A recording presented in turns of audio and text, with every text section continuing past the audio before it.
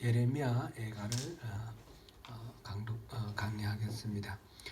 우리가 이른바 5가지 이 두루마리라고 불리는 유대인의 분류대로 하면 성문서에 속하는 그런 문서들 중에 지금 4번째입니다.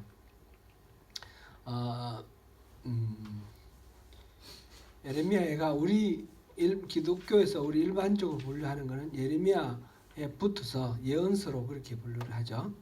그렇게 하는데 이 히브리인들이 분류하는 방법은 우리랑 조금 다르다 그랬죠. 히브리인들은 3가지로 나눕니다. 토라, 모세오경 토라하고 그 다음에 느비임 해서 그 예언서, 우리가 말하는 역사서와 선지서, 대선지서, 소선지서 이런 것들이 전부 느비임의 예언서에 해당됩니다.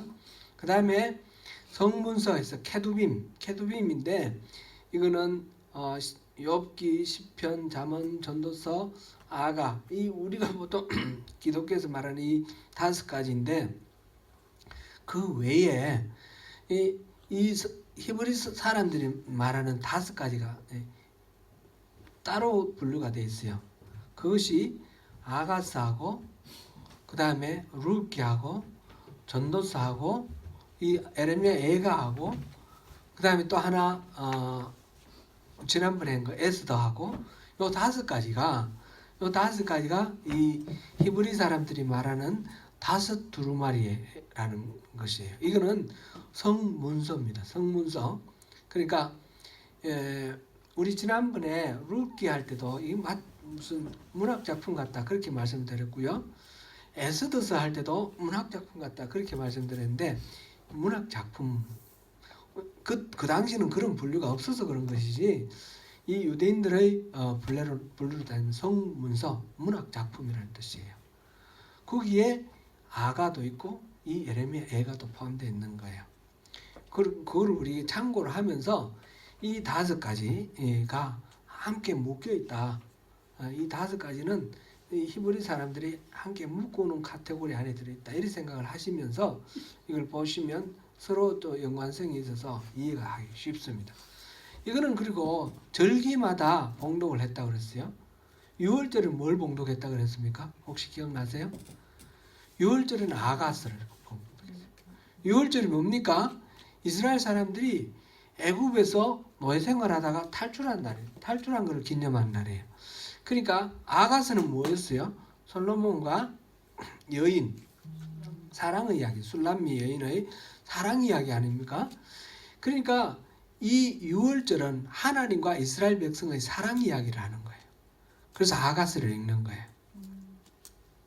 그 다음에 오순절은 다른 말로 맥추절. 그 다음에 요즘 우리 기독교에서는 이게 성령 강림절로 바뀌었어요. 근데 구약에서는 맥추절, 오순절인데 맥추절, 오순절의 특색이 뭐예요? 성령 강림절 이전에 맥추절, 오순절 보리거지 하는 거예요. 보리거지, 그죠? 보리 추수하는 거. 그리고 루키가 보리 추수를 매개로 해서 다윗의 할아버지가 태어나는 거잖아요. 그래서 하나님께서 이 이방 여인 룻을 통해서 메시아를 주시는 것을 이 맥추절을 통해서 이렇게 주시는 거예요. 그래서 맥추절 날은 루키를 봉독을 했습니다. 그 다음에 이제 3번째가 오늘 이 예레미야 애가입니다.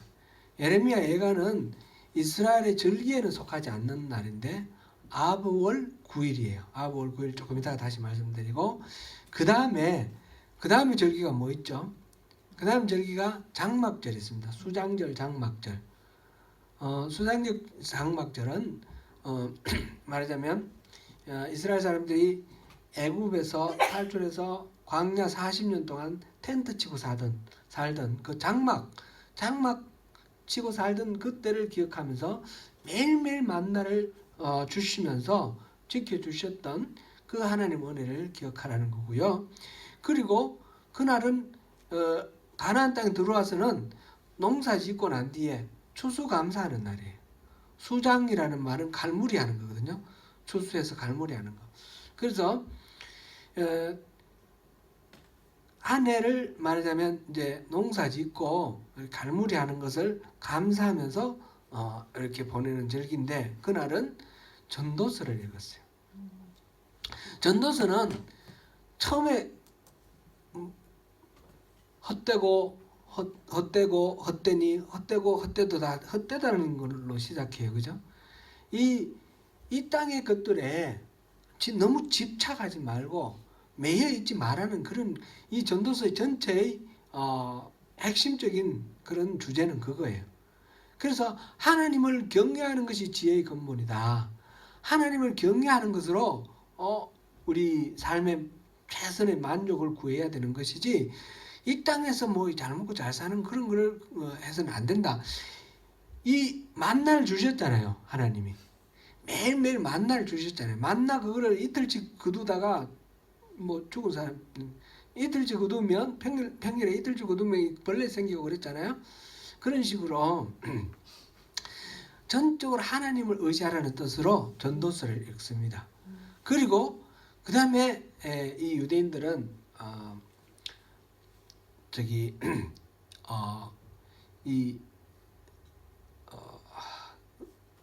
에스더서를 읽는 게 언제죠? 에스더서 부림절 그죠?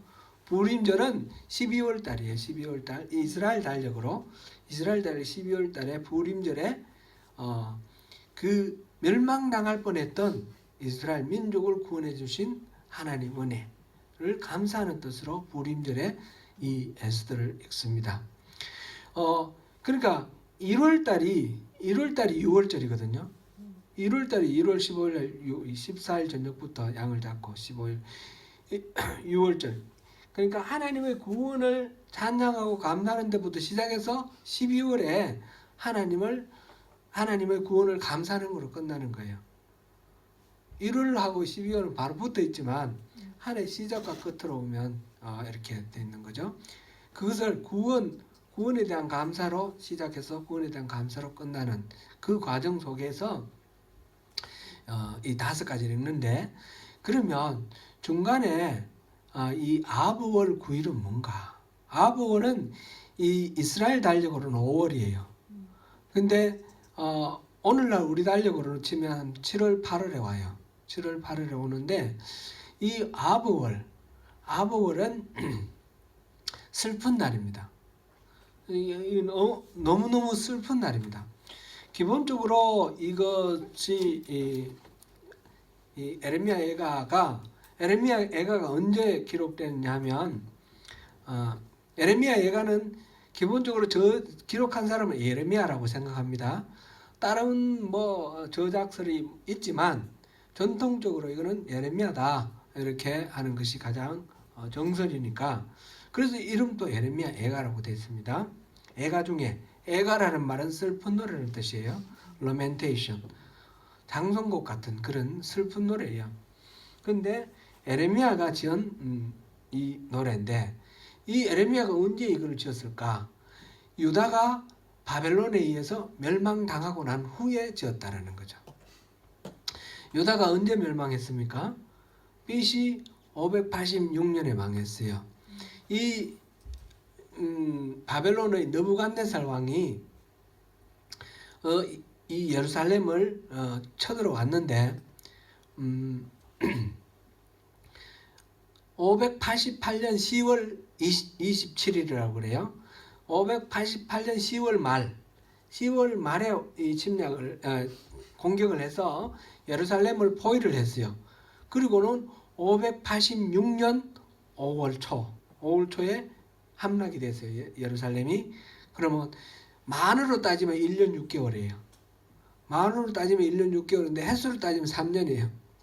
그렇게 포위를 해가지고 있었으니까 그 안에 있는 사람들 그동안에 비상식량 준비해 놓은 거 전쟁을 대비해서 준비해 놓은 것도 있었지만 완전히 성을 봉쇄해 가지고 1년 반이 지나갔으니까 먹을 것이 없어서 너무너무 처참한 그런 상황에서 뭐 애기도 잡아먹는 이야기도 나오고 그러지 않습니까?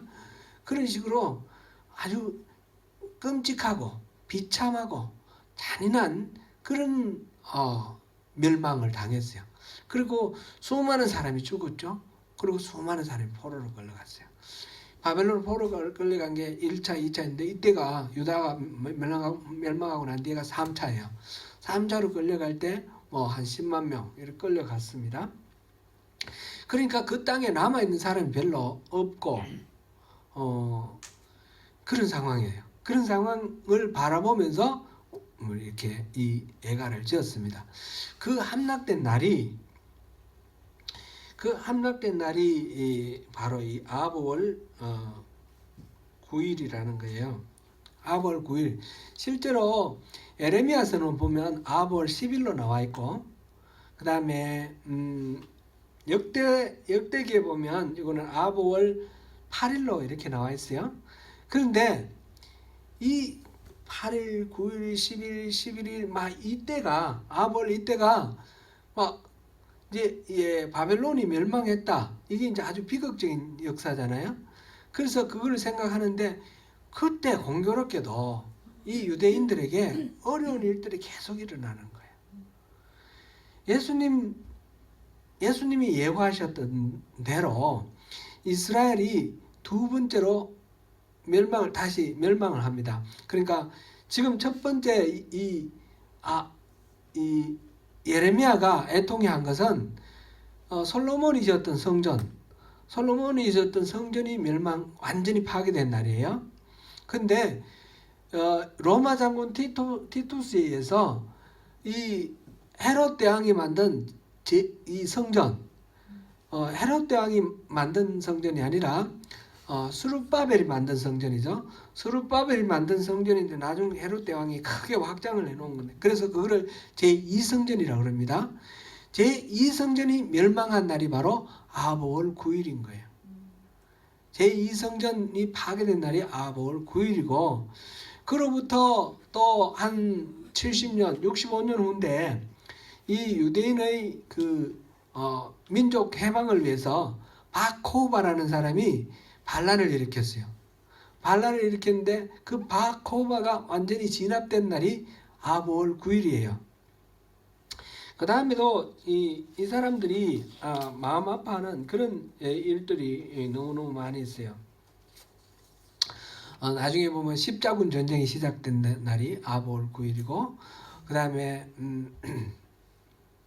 뭐 이런 식으로 현대사에 이르기까지 유대인들이 스페인에서 추방된 날, 뭐 이렇게 아브월 9일에 유대인들 입장에서 슬픈 날이 너무 많은 거예요.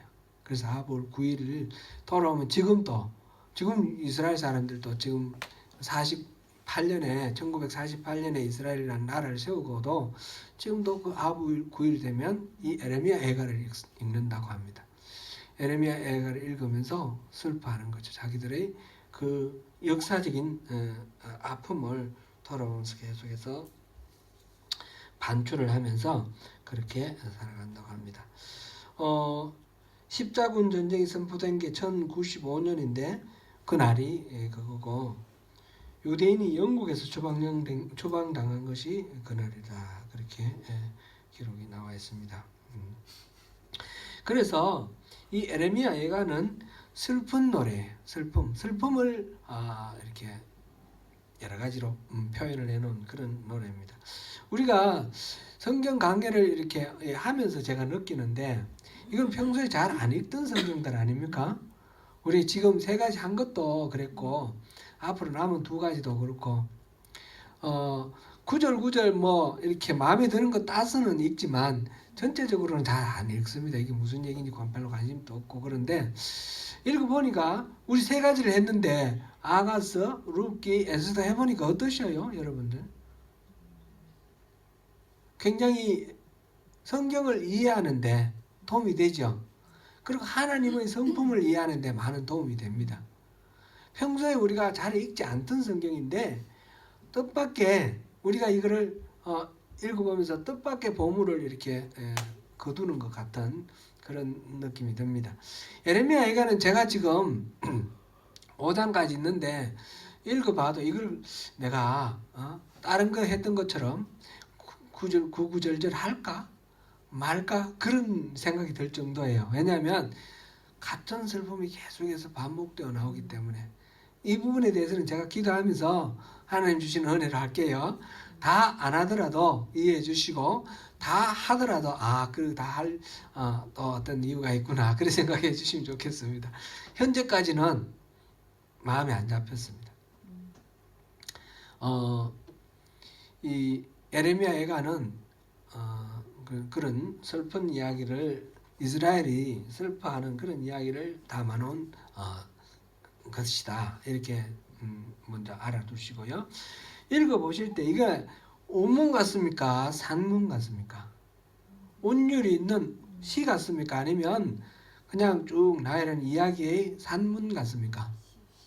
시 같죠? 운문입니다. 이거는 에레미야 애가는 가짜가 노래 가짜잖아요. 시예요. 시인데 특징이 하나가 있는데 전부 1장이 몇 절까지 되어 있습니까? 22절까지 있죠. 2장은요? 3장은요? 66절. 4장은요? 22절. 5장은요? 22절. 22절 22절의 3배 66절 다시 22절 그렇게 되어 있어요. 그죠? 22라는 숫자는 제가 이걸 복사를 해왔는데 한번 이렇게 구경해 보십시오. 히브리 문자예요. 히브리 문자가 22문자예요. 22문자인데 이 시들이 한 절에 한 문자로 시작하는 시예요. 2절은 두 번째 문자로 시작하는 말, 3절은 세 번째 문자로 시작하는 말. 이거를 아크로스틱이라고 그러는데 아크로스틱 시 이렇게 말하는데 아크로스틱 기법으로 이 지금 예레미야 애가가 쓰여졌습니다. 5장은 아크로스틱이 아닙니다. 그렇지만 22개를 했어요. 이거는 이제 이 문자 맞춰준 이거하고 똑같고 그 다음에 두 개 있으면 지금 1, 2, 3, 4, 5에서 22절, 66절, 22절 이렇게 돼 있으면 여러분들 생각하면 가장 중요한 이야기는 어디에 들어있을 것 같아요? 3장에 들어있겠죠. 이 히브리 사람들의 그 문학적 기법 속에 이 샌드위치처럼 하는 카이즘이라고 하는데 이 대차대조법 카이즘 이게 있다는 거죠. 그래서 샌드위치 한가운데에 핵심이 있는 겁니다. 엽기도 보면 이 전체 중에 엽기가 몇 장까지 있죠? 이거는 장수하고는 상관이 없는데 이 맨 앞에 욥의 뭐 재산이 나오고 자식이 나오고 맨 끝에 욥의 재산이 나오고 자식이 나오잖아요. 이 보면 이 욥기도 이 짝을 이루었어요. 짝을 이루는데 한가운데가 있는 게 28장이에요. 28장 28절이 욥기의 주제예요. 그런 식으로 이스라엘 사람들은 이 서술하는 그런 기법이 있는데 그래서 에레미야는 3장까지 잘 읽어보면 전체를 다 파악했다 이렇게 말할 수가 있을 겁니다. 그렇게 우리가 참고로 할 수 있습니다. 이거 한번 구경 한번 해보십시오. 맨 처음에 알렙 ABCD에서 A에 해당되는 알렙하고 마지막 문자가 타우라는 문자 T에 해당되는 타우인데 그래서 이 모든 시들이 알렙에서 시작해서 타우로 이렇게 끝나는 그런 모습. 한번 그냥 구경하시고 돌려.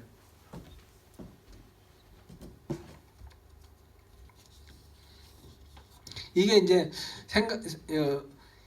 어릴 때 우리 그 시골에서 보면요 잔치를 하면 읍내에 있는 모든 거지들이 다 와요. 모든 손님들도 다 대접을 하지만 읍내에 있는 거지들도 다 와요.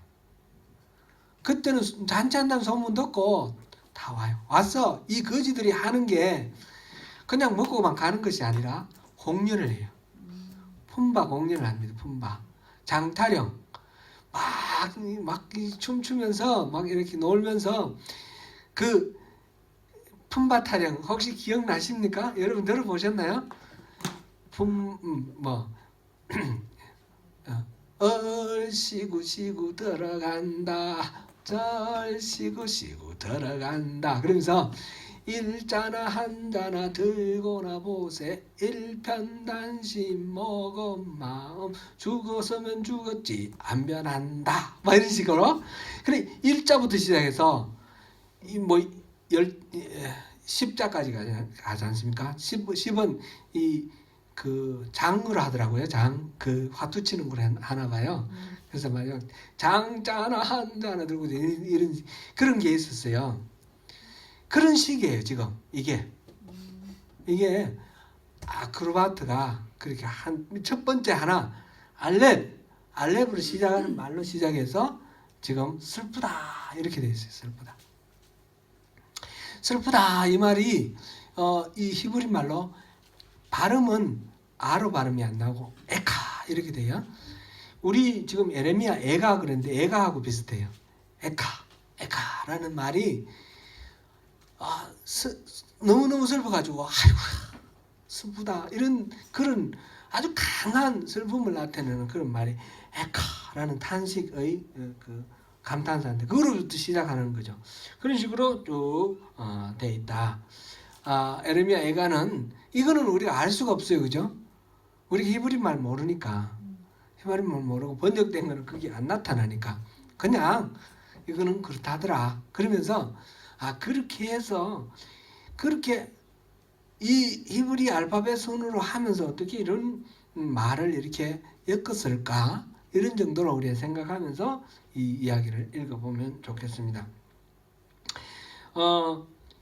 이 예레미야 에가는 그리고 이 표현이 시니까 당연히 아주 감성적인 표현을 쓰고 있습니다.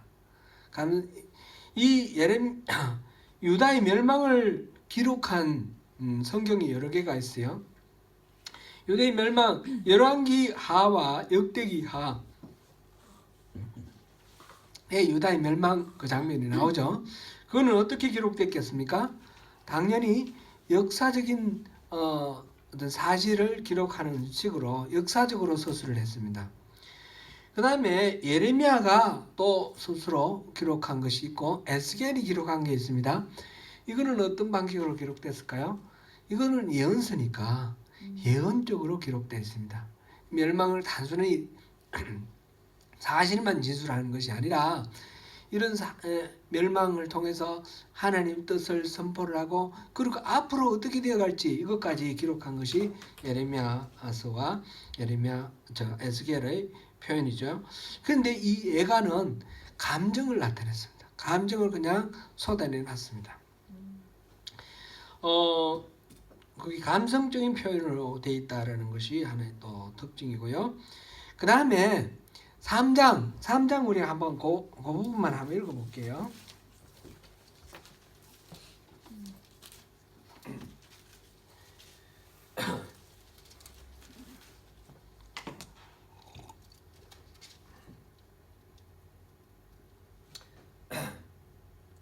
어,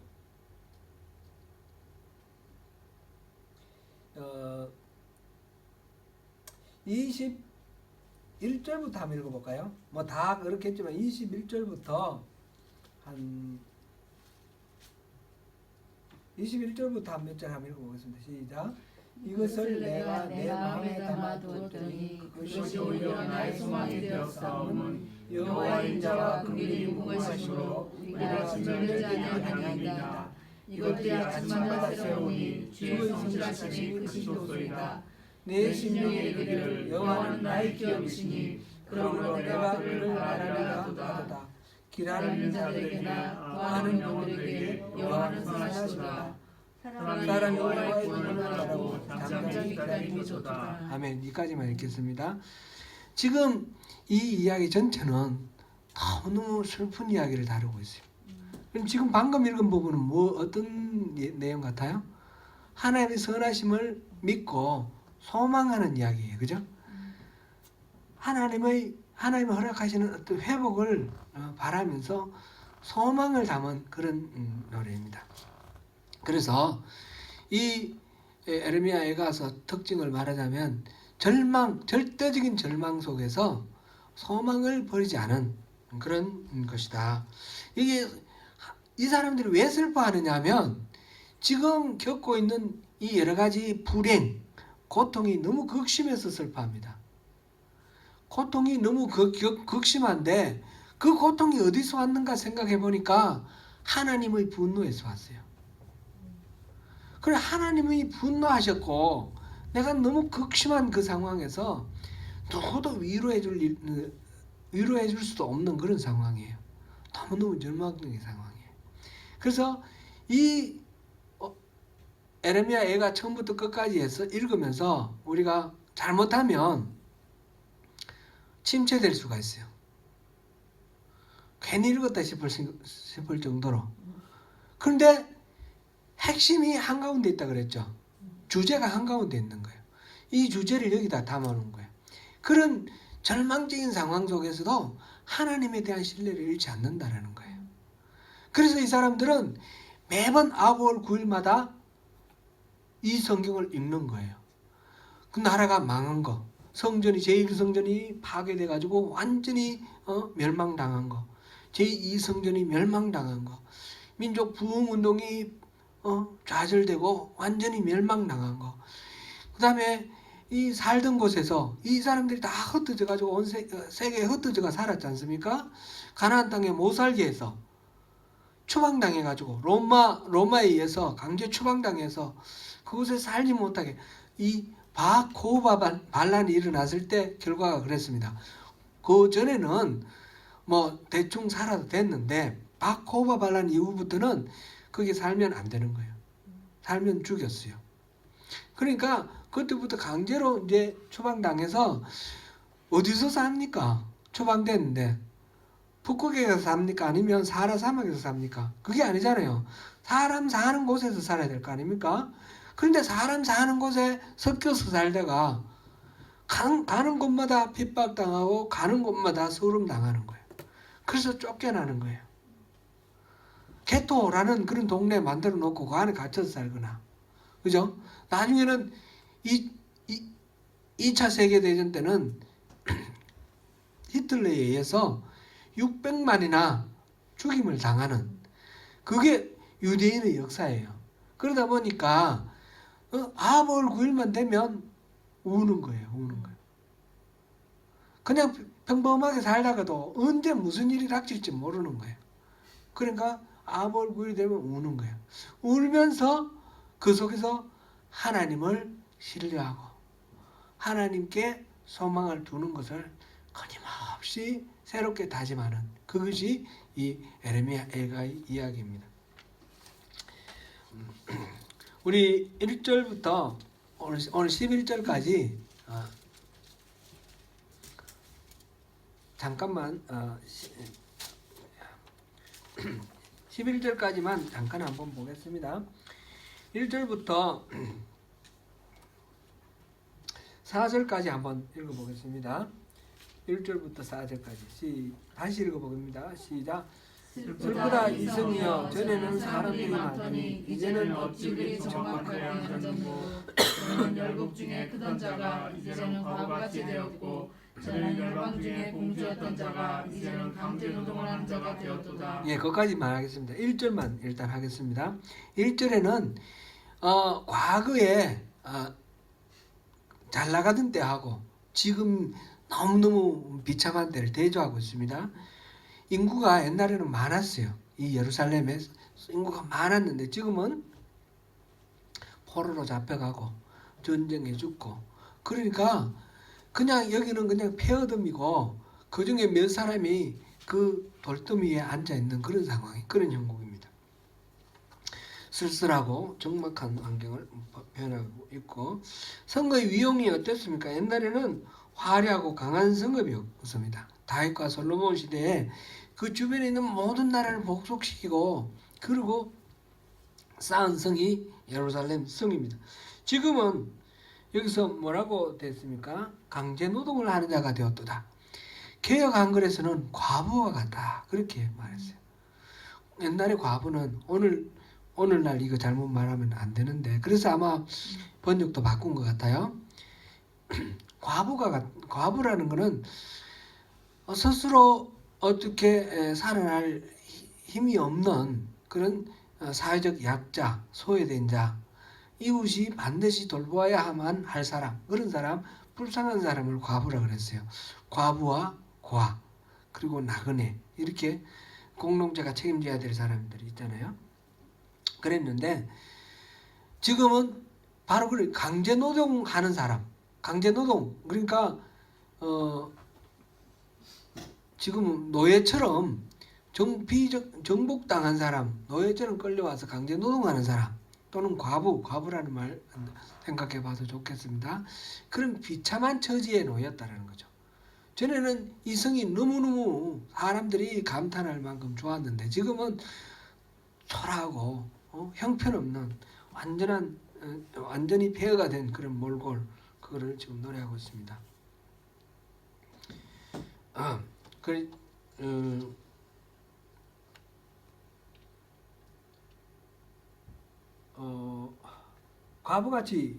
과부같이 고이 있네요, 그죠? 이제는 과부같이 되었고 전에는 제가 계획한 거라고 그랬는데 여기 개정 계획 있네요. 제가 잘못 봤습니다. 그래서 전에는 그렇게 크던 선거의 위용이 지금 과부같이 초라하게 되었다. 그리고 그 다음에 또 대조하는 거는 전에는 열방 중에 공주였던 자가 공주같이 그렇게 떠받들고 이쁨 받던 그런 예루살렘이 지금은 강제 노동하는 자가 되었다. 그렇게 대조를 하고 있습니다. 이제 2절 한번 읽어보겠습니다.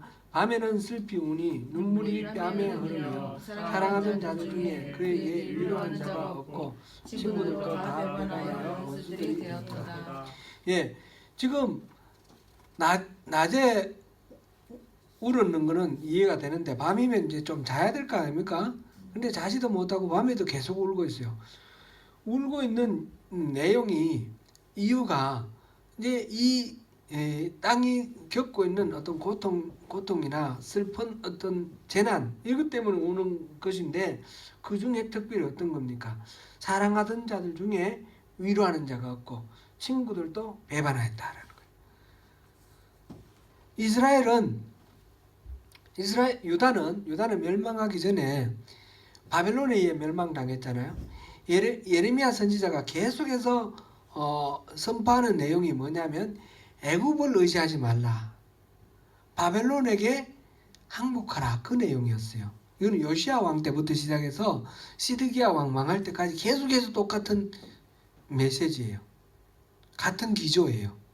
근데 구체적인 내용은 다르지만 그런데 이 바벨론에 의해서 3번이나 점령당하고 예루살렘이 점령당하고 3번이나 포로로 끌려갔어요. 1차 포로에 끌려간 사람이 다니엘이라고 그랬잖아요.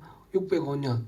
근데 2차 포로로 끌려간 사람이 597년에 여고니야 왕과 그 다음에 1만 명의 테크노크라트 그 다음에 3차로 포로로 끌려간 게 이제 완전히 멸망하고 난 뒤에 586년에 한 10만 명 백성들이 끌려갔어요.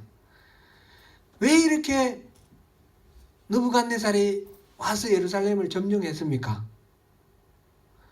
이 사람들이 느부갓네살에게 항복하고 조공을 바치다가 배신을 한 거예요. 배신을 하고 이집트하고 같이 결탁을 한 거예요. 이집트를 편들어서 이집트와 함께 마음을 맞춰서 이 바벨론을 물리치겠다고 그렇게 했는데 이제 멸망당했어요. 그러면 이집트가 말로라도 위로해주고, 그죠? 자기들이 뭔가 조금 이렇게 도망오는 사람들 맞아주고, 뭐 이런 식으로 뭘 해야 되는데, 오히려 조롱하고 있어요. 에돔이나, 그 다음에 모압이나, 암몬이나 마찬가지로 연합군을 이루어서 바벨론과 싸우던 동맹이었어요. 동맹이었는데, 지금 예루살렘이 멸망당하고 난 뒤에 다 비웃고 있는 거예요. 아이고 잘 됐다. 아이고 잘난 척 하더니 꼴 좋다 하면서 다 비웃고 있는 거예요. 이제 지금 사랑하던 자들 중에 그에게 위로하는 자가 없고 친구들도 다 배반하여 원수들이 되었다. 이거는 지금 유다를 둘러싼 다른 여러 나라들, 동맹했던, 이전에 동맹했던 나라들을 묘사하고 있다. 이렇게 볼 수 있겠습니다. 그래서 밤에도 잠을 못 자는 거예요. 그 다음에 3절 4절 한번 보겠습니다. 유다는 환난과 많은 고난 가운데 사로잡혀 갔도다. 그가 열국 가운데 거주하면서 쉴 곳을 얻지 못하며 그를 핍박하는 모든 자들이 궁핍에서 그를 뒤따라 잡았도다. 시온의 도들이 슬퍼하며 절기를 지키려 나아가는 사람이 없음이로다. 모든 성문들이 정막하고 제사장들이 단식하며 처녀들이 근심하며 시온도 공고를 받았도다. 아멘. 백성은 포로가 되었고 지금 보니까 시온의 도로, 시편에서 시온의 도로 하면 어떤 게 떠올라요? 시온의 도로. 시온의 도로는 시온은 성전이 있는 산이에요. 성전이 있는 산. 그래서 이스라엘 사람들은 1년에 적어도 3번 이 절기 때는 예루살렘에 가서 제사에 참석해요. 절기를 지키도록 그렇게 돼 있는데 시온의 대로라는 말은 그 시온을 향해 가는 길을 말합니다. 그 각 지역에 흩어져 있는 사람들이 다 절기 때가 되면 시온을 향해 가잖아요.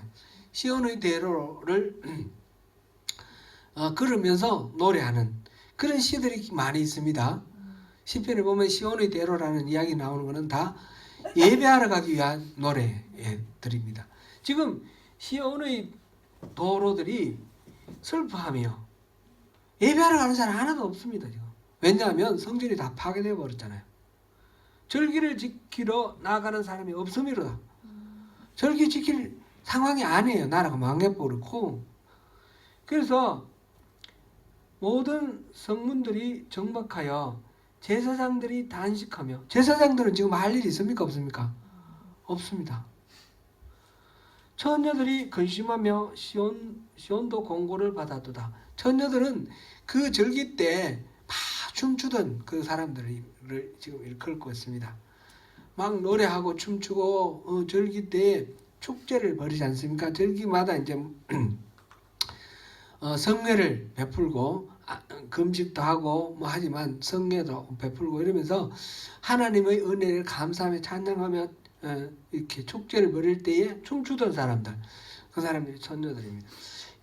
그렇게 예배가 끊어지고 제사장이 단식하고 기뻐하며 하나님을 예배하던 모든 것들이 끊어진 상태.